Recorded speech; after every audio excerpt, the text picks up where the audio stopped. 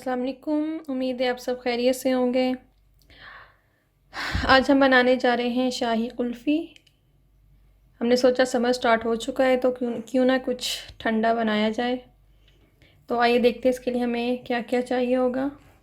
इसके लिए सबसे पहले हमने लिया है मिल्क, ये 1 लीटर है, और बादाम जिनको मैंने इस तरह से बारीक बारीक काट लिया हुआ है। ये तकरीबन एक प्याली, छोटी एक प्याली, जैसे आप इसका साइज़ देख सकते हैं, इस साइज़ के। और हाफ प्याली हमने ली है पिस्ता, और 1 टीस्पून हमने लिया है इलायची पाउडर,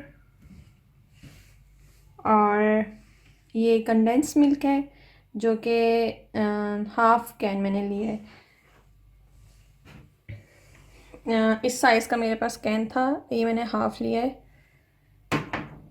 और शुगर यानी चीनी, ये तकरीबन मैंने 4 टेबल स्पून लिए, लेकिन हो सकता है मैं इसमें थोड़ी कम ऐड करूं क्योंकि हम लोग कंडेंस मिल्क भी ऐड करें जो कि ऑलरेडी बहुत मीठा होता है, तो हम जायके के मुताबिक इसमें ऐड कर देंगे टेस्ट करके।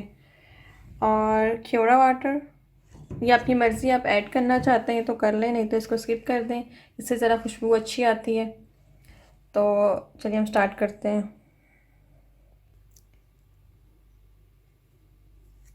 पतीली में मैंने दूध डाल दिया है, और इसको मैं तकरीबन जब एक उबाल आ जाएगा तो इसको आधा घंटा तकरीबन मैं इसको पकाऊंगी।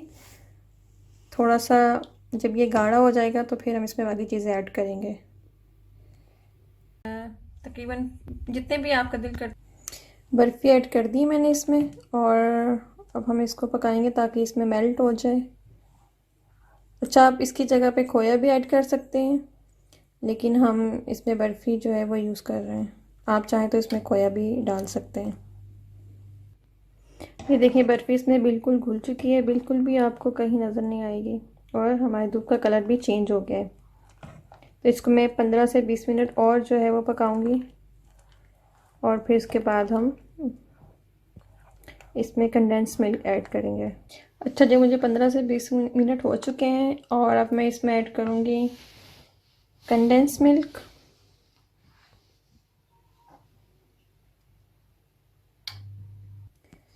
कंडेंस मिल्क डाल के मैंने इसको थोड़ा सा हिलाया, इसको मिक्स किया, और अब हम इसमें ऐड करेंगे इलायची पाउडर,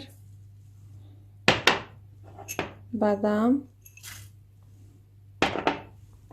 और पिस्ता। अभी तक मैंने इसमें चीनी ऐड नहीं की है क्योंकि मैंने बर्फ़ी भी इसमें ऐड की थी, लेकिन वो लोग जो कि खोया यूज़ करेंगे वो इसमें, अगर उनको मीठा कम लगता है तो वो इसमें चीनी ऐड कर सकते हैं, लेकिन जो लोग बर्फ़ी यूज़ करें वो ऑलरेडी मीठी होती है तो उसमें चीनी डालने की ज़रूरत नहीं है। ये तकरीबन आधा घंटा हो गया इसको पकाते हुए, और ये देखिए इसका कलर कितना चेंज हो चुका है दूध पक पक के। तो यहाँ पे मैं इसकी फ्लेम ऑफ़ कर रही हूँ, और हम इसको अब थोड़ी देर के लिए ठंडा करेंगे, फिर उसके बाद मैं बताती हूँ कि क्या करना है। लेकिन मैं इसको अभी टेस्ट करूँगी, अगर मुझे लगा कि इसमें चीनी कम है तो मैं इसमें थोड़ी सी ऐड कर दूँगी, ये मीठा कम है तो। लेकिन अगर मुझे इसमें मीठा कम लगा तो मैं इसमें चीनी ऐड करूँगी, वरना नहीं, क्योंकि मैं बर्फ़ी डाल चुकी हूँ उसमें, वो भी मीठी होती है। लेकिन जो लोग खोया यूज़ करें तो वो प्लीज़ वो ज़रूर इस चीज़ का ध्यान रखें, ख्याल रखें कि वो शुगर ऐड करेंगे अपने टेस्ट के मुताबिक। इसको मैं अब आधा घंटा तक मज़ीद पकाऊंगी, और ताकि थोड़ा सा गाढ़ा हो जाए, फिर मैं आपको दिखाऊंगी कि हमें किस फॉर्म में इसको लाना है। उसको मैंने अभी टेस्ट किया है, इसमें मीठा बिल्कुल ठीक है, तो मुझे चीनी और ऐड करने की ज़रूरत नहीं हुई, तो मैंने बिल्कुल भी ऐड नहीं की। अच्छा, जिसको मैंने एक जग में डाल लिया हुआ है इस मिक्सचर को, और अब हम इसको ऐड करेंगे इन मोल्ड्स में जिनको हम सांचे भी बोलते हैं। तो मैं 1 बाय 1 इन सांचों में ये मिक्सचर जो है वो डालती हूँ। अच्छा जी, मैंने इनमें डाल लिया हुआ है, और इसके ऊपर मैं अब इनके इस तरह से जो इनके कैप हैं दे दूँगी,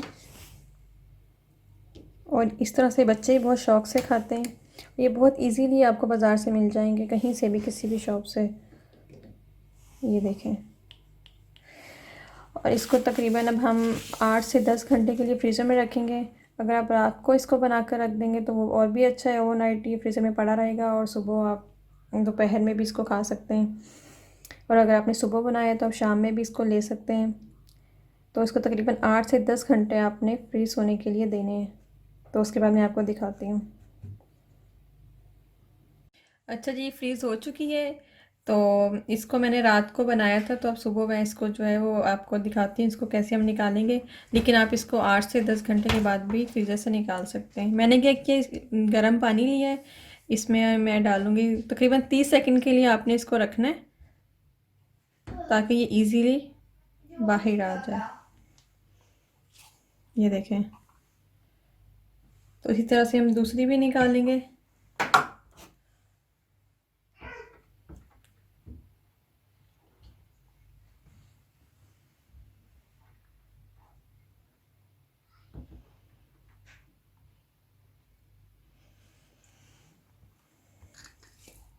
ये देखें।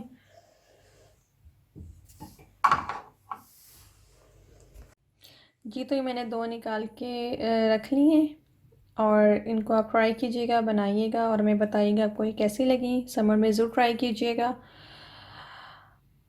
और दुआ में याद रखिएगा। अल्लाह हाफिज़।